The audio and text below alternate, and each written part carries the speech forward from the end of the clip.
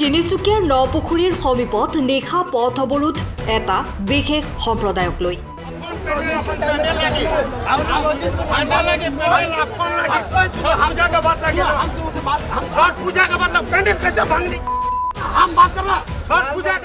ৰাজপথলৈ ওলাই আহিল শ শ লোক।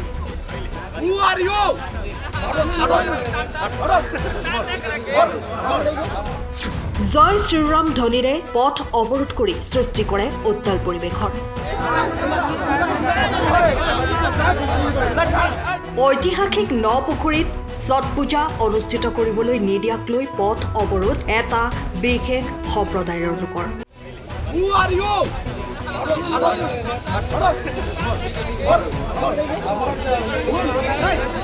নিশা জয় শ্ৰীৰাম ধ্বনিৰে পথ অৱৰোধ কৰি সৃষ্টি কৰে উত্তাল পৰিৱেশৰ। পৰিস্থিতি নিয়ন্ত্ৰণ কৰিবলৈ ঘটনাস্থলীত উপস্থিত হয় আৰক্ষীৰ দল। মটক ৰজা সৰ্বানন্দ সিংহৰ স্মৃতি বিজড়িত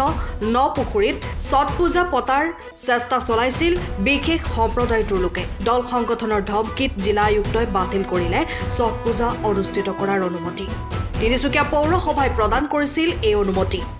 পৰৱৰ্তী সময়ত ঘটনাস্থলীত তিনিচুকীয়াৰ আৰক্ষী জিলা প্ৰশাসনৰ লোক উপস্থিত হৈ পৰিস্থিতি নিয়ন্ত্ৰণ কৰে আৰু শেষত নিৰাপত্তা ব্যৱস্থাৰ মাজেৰে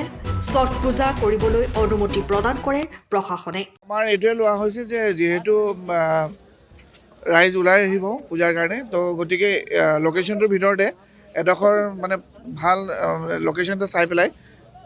তেওঁলোকে যাতে পূজা কৰিব পাৰে শান্তিপূৰ্ণভাৱে, সেইখিনি আমি হ'ব বুলি তেওঁলোকক জনাইছোঁ। এতিয়া সুৰক্ষা ব্যৱস্থা ইয়াত গোটেই পুলিচৰ ফ'ৰ্চটো ইয়াত আছে আৰু আমাৰ ফালৰ পৰাও ইয়াত মেজিষ্ট্ৰেট ৰিপৰ্ট কৰা হ'ব। গতিকে যাতে তেওঁলোকে কৈছে যে বেছি মানুহ নহয়, আগবেলা আৰু পিছবেলা মিলাই 200 মান হ'ব বুলি কৈছে। গতিকে এইখিনি আমি আমাৰ ফালৰ পৰা এইখিনি ছিকিউৰিটি ব্যৱস্থা আমি কৰাই দিম। চাওক, অসমৰ থলুৱা জনগোষ্ঠীয় দল সংগঠন বা ৰাইজে যেতিয়াই প্ৰতিবাদ কৰে, সেই প্ৰতিবাদক কিন্তু চৰকাৰে আওকাণ কৰে বা জিলা প্ৰশাসনে আওকাণ কৰি সেইসকল প্ৰতিবাদকাৰীক তেওঁলোকে জেল হাজতলৈ প্ৰেৰণ কৰিবৰ কাৰণে সাহস কৰে। কিন্তু যেতিয়া অসমত অনা অসমীয়াই প্ৰতিবাদ কৰে, তাৰ আধা ঘণ্টাৰ ভিতৰতে কিন্তু ফলাফল লাভ কৰিবলৈ কাৰণে সক্ষম হয়। আজি তাৰ এটা জ্বলন্ত উদাহৰণ আপোনালোকে চাওক। যি সময়ত অসমৰ মুখ্যমন্ত্ৰীগৰাকীয়ে অসমৰ তিনিচুকীয়া জিলা প্ৰশাসনে যি সময়ত তিনিচুকীয়া নপুখুৰীত আপোনাৰ ছট পূজা পাতিবলৈ দিয়া নহ'ব বুলি স্পষ্ট কৰাৰ পিছত, আধা ঘণ্টা সময় ৰাজপথ বন্ধ কৰাৰ পিছত তেওঁলোকে আকৌ পুনৰ তেওঁলোকে যিসমূহ বন্ধ তেওঁলোকে উঠাই লৈ পেলাই তেওঁলোকে পুনৰ তেওঁলোকক ছট পূজা পাতিবৰ কাৰণে যি প্ৰদান কৰিলে, অনুমতি প্ৰদান কৰিলে, তাৰ আজি আমি ইয়াত বিৰোধিতা কৰিছোঁ। কাৰণ এইখন মৰাণ, মটক, কোচ বিভিন্ন জাতি জনগোষ্ঠীৰ জিলা। ইয়াত বিভিন্ন জাতি জনগোষ্ঠীৰ ধৰ্মাৱলম্বী লোকেৰে বাস কৰে। ইয়াত কোনো আমি বিহাৰী সম্প্ৰদায়ৰ কোনো আমি বিৰোধী নহয়। কিন্তু জিলা প্ৰশাসনে ইতিমধ্যে তেওঁলোকক অন্য স্থানত যি তেওঁলোকৰ পূজা পাতিবৰ কাৰণে অনুমতি প্ৰদান কৰাৰ পিছতো তেওঁলোকে আচলতে কি কাৰণে ইয়াত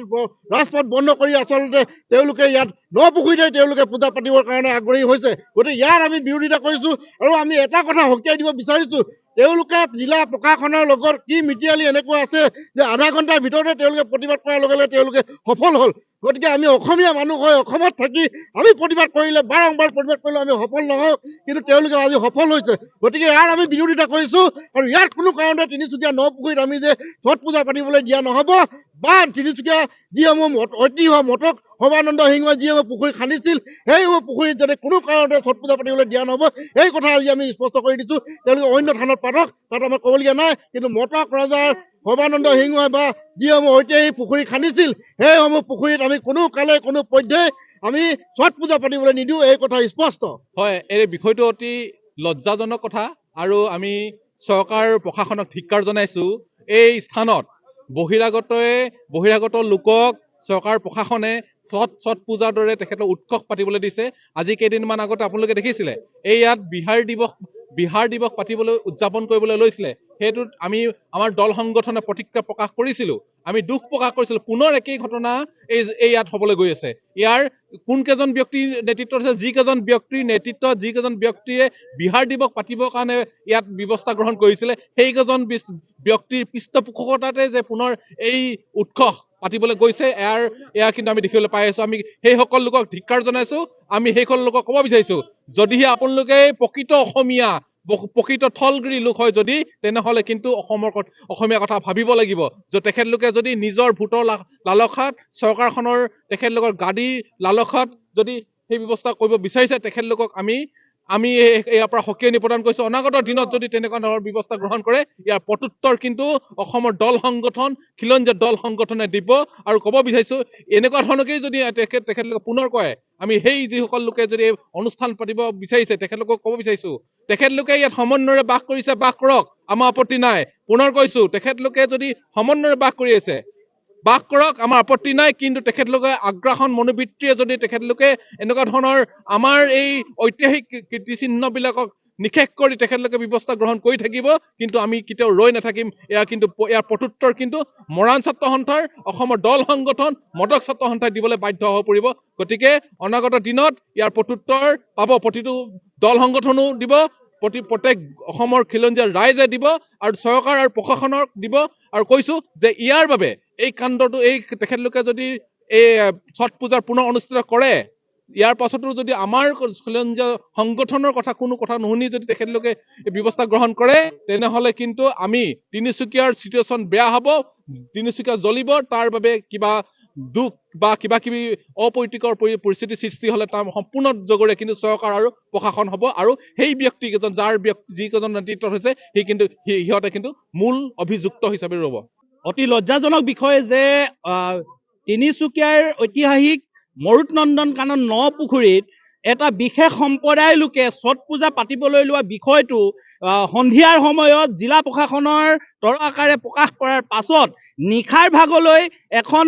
জিলা উপায়ুক্ত মহোদয় আহি তেওঁলোকে আকৌ পুনৰ ছট পূজা পাতিবৰ কাৰণে কাৰোবাৰ হেঁচাত কাৰোবাৰ ছত্ৰছায়াত আৰু কাৰোবাৰ ৰাজনৈতিক চক্ৰান্তৰ বলি হৈ প্ৰশাসনে যে এনেবোৰ কাণ্ড কৰিবলৈ গৈছে এই কথা স্পষ্ট হৈ পৰিছে ইয়াৰ এটা মূল উদাহৰণ আমি দেখুৱাই দিব বিচাৰিছো যে প্ৰশাসনে সন্ধিয়াৰ সময়ত এখন পৌৰসভাৰ পৌৰপতি পুলক চেতিয়া ডাঙৰীয়াই এখন নটিচ প্ৰেৰণ কৰিলে যে ইয়াত কোনো ধৰণৰ ছট পূজা পালন কৰিবলৈ যি অনুমতি NOC দিয়া হৈছিল এই NOC বাতিল কৰা হ'ল তাৰ পাছত কিয় আকৌ পুনৰ ছট পূজা পাতিবৰ বাবে তেওঁলোকে অনুমতি প্ৰদান কৰিছে এই কথা আমি স্পষ্টকৈ আমি জানিব পাৰিছো যে ইয়াত বিশিষ্ট যিসকল ৰাজনৈতিক নেতাৰ ষড়যন্ত্ৰ আছে এই কথা গম পাইছো এটা কথা আমি পুনৰবাৰ ৰাজনৈতিক বিষয়ববীয়াসকলক আমি জনাই দিব বিচাৰিছো জনগোষ্ঠীয় আৱেগক লৈ যাতে তেওঁলোকে ৰাজনীতি নকৰে অসমীয়াৰ তিনিচুকীয়াত আপোনালোকে এটা কথা ভাবিলে ভুল ভাবা হ'ব যে তিনিচুকীয়াত অসমীয়া মানুহৰ সংখ্যা কম আপোনালোকক এটা কথা আমি জনাই দিব বিচাৰিছো তিনিচুকীয়াত বসবাস কৰা গাঁৱে ভূঞে চহৰে নগৰে বহু সংখ্যক আমি বহু খিলঞ্জীয়া লোক জীয়াই আছো মূৰ দাঙি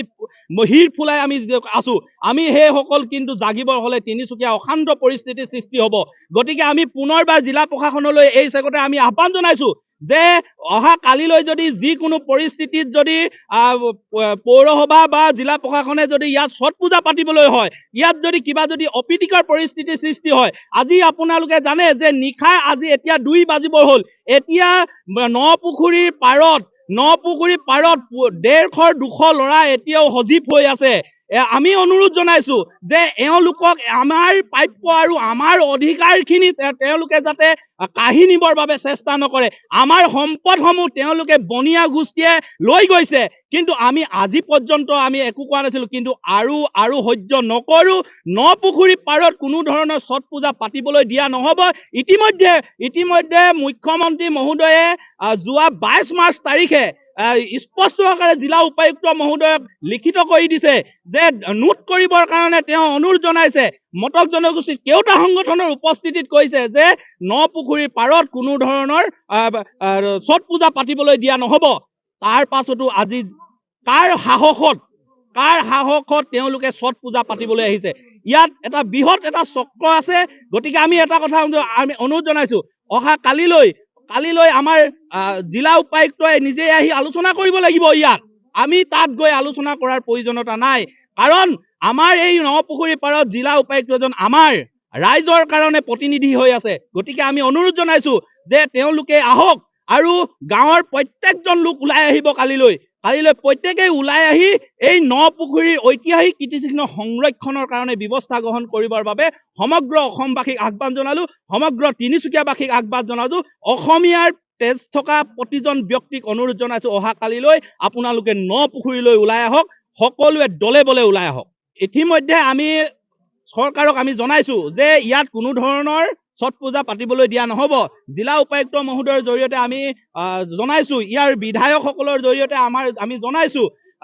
সন্মানীয় বলিন চেতিয়া ডাঙৰীয়াৰ জৰিয়তে আমি জনাইছো, বা পুনাকন বৰুৱাৰ লগত আমি কথা পাতি আমি জনাইছো যে ইয়াত আমাৰ কোনো ধৰণৰ মটক জনগোষ্ঠীৰ ঐতিহাসিক কীৰ্তিচিহ্ন, মটক বুলি নহয়, ইয়াত তিনিচুকীয়াৰ আৱেগ, তিনিচুকীয়াৰ অসমীয়াৰ গৌৰৱ, নপুখুৰীৰ পাৰত কোনো ধৰণৰ ছট পূজা পাতিবলৈ দিয়া নহ'ব বুলি আমি স্পষ্ট আকাৰে আমি জনাই দিছো। গতিকে তাৰ পাছতো এটা চক্ৰই নিশা আকৌ কিয় ইয়াত ছট পূজা পাতিবৰ কাৰণে জোৰ-জা চলাইছে, এইটো অতি দুৰ্ভাগ্যজনক বিষয়। গতিকে এই বিষয়টো বাতিল কৰিবৰ কাৰণে আমি অনুৰোধ জনাইছো। আমি অসমীয়া লোকসকলে আমি অনুৰোধ জনাইছো, কেৱল মটক মৰাণ আহোম কোচ কলিতা বোলে নহয়, আমি সমগ্ৰ অসমীয়া লোকসকলে, খিলঞ্জীয়া থলগিৰি লোকসকলে আমি অনুৰোধ জনাইছো যাতে এই ছট পূজা বন্ধ হ'ব লাগে। যিমান পীযুষ হাজৰিকাই ফোন কৰিলো, এটা কথা স্পষ্ট কথা, মটক অসমৰ আৱেগক লৈ হেতালি খেলিবলৈ দিয়া নহ'ব। অসমীয়াৰ আৱেগ, নপুখুৰীৰ যি ঐতিহাসিক কীৰ্তিচিহ্ন, এই কীৰ্তিচিহ্ন বিদেশী বনিয়াক আমি দিব নোৱাৰো, এইটো কথা স্পষ্ট। তেওঁলোকে এটা সম্প্ৰদায় আহিছে, ব্যৱসায় কৰিবলৈ আহিছে, সম্প্ৰীতিৰে ব্যৱসায় কৰক, তাত আমাৰ কোনো ক'বলগীয়া নাই। যদি ব্যৱসায় কৰিবলৈ আহি আমাৰ সম্পদৰ ওপৰত চকু দিব, তেতিয়া কিন্তু অসমীয়া ৰৈ নাথাকে, তেতিয়া কিন্তু প্ৰতিবাদ হ'ব, ঘোৰ প্ৰতিবাদ হ'ব। তাৰ বাবে কিন্তু দায়ী দল সংগঠন বা অসমীয়া যুৱকসকল কিন্তু জড়িত দায়ী নহয়, ইয়াৰ দায়ী হ'ব চৰকাৰ তথা জিলা প্ৰশাসন। তিনিচুকীয়াৰ পৰা অজয় শৰ্মাৰ ৰিপৰ্ট, টাইম অফ আছাম। সময়ৰ খবৰ সময়ত পাবলৈ ফ'ল' কৰক টাইম অফ আছাম।